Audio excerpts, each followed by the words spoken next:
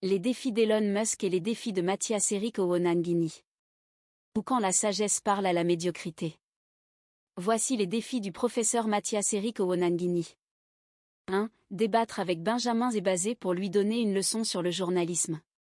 2. Débattre avec le professeur Édouard Bocagne pour lui prouver qu'il maîtrise l'histoire de l'Égypte ou des Jeux Olympiques. Bref, les défis de celui qu'on appelle encore Méon consistent pour l'essentiel à prouver aux individus qu'il a quelques connaissances sans qu'on en voie l'intérêt pour la société. Une posture narcissique qui nourrit la médiocrité ou l'imbécilisation de la société dans une certaine mesure. Passer ainsi sa vie à montrer de maigres muscles sans montrer en quoi cela fait avancer la société est l'expression d'une extrême pauvreté d'esprit et d'un manque de sagesse affligeant.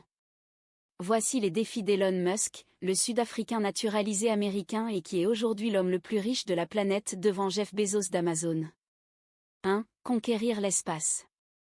Ce qui s'est traduit concrètement avec la réussite des lanceurs SpaceX et le placement de dizaines de satellites dans le ciel pour offrir aujourd'hui la meilleure connexion Internet qui puisse exister dans le monde à travers sa société Starlink.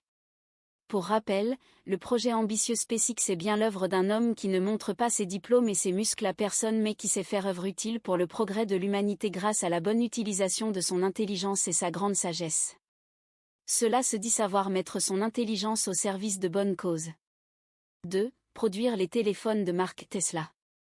3. Produire l'avion de ligne le plus rapide au monde. 4. Produire des véhicules électriques luxueux de marque Tesla. 5. Mettre au point une fusée réutilisable qui banalisera le voyage vers la planète Mars.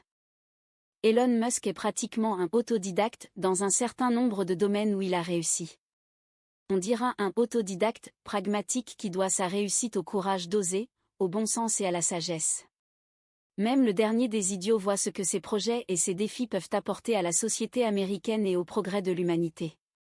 Et comme vous le savez, la télémédecine fonctionne largement aujourd'hui grâce à la fourniture d'Internet au débit stable de Starlink appartenant à Elon Musk. Inutile de dire combien de vies humaines ont été sauvées à travers le monde grâce à l'œuvre d'Elon Musk. Voilà de mon point de vue, à quoi devrait servir l'intelligence quand on a un peu de sagesse. Et c'est la seule façon de montrer positivement ses muscles. Au Cameroun, vous avez des individus qui passent l'année entière dans les médias à vous parler des diplômes et à lancer des défis stupides comme Méon, alors que le pays se meurt par manque de solutions aux multiples problèmes qui le minent. Aucun pays au monde ne peut se développer avec ce niveau de cancritude.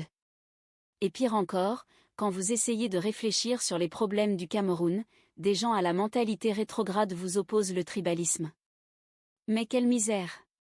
Bavardage creux à longueur d'année, défis bêtes, narcissisme, tribalisme, discours clivants. Mais quel pays peut se développer en mettant tant de bêtises dans la tête de ses citoyens? Il faut passer d'une société où les gens passent le temps à parler de ce qu'ils prétendent savoir vers une société où les gens montrent ce qu'ils ont fait. Note à l'attention de ceux qui seraient tentés de lire ce post à l'envers, il ne s'agit ni de la comparaison de deux professions, ni celle de deux fortunes. Ce qui est mis en avant ici est la différence de deux mentalités. Une mentalité de crieur improductif et une mentalité de travailleur productif.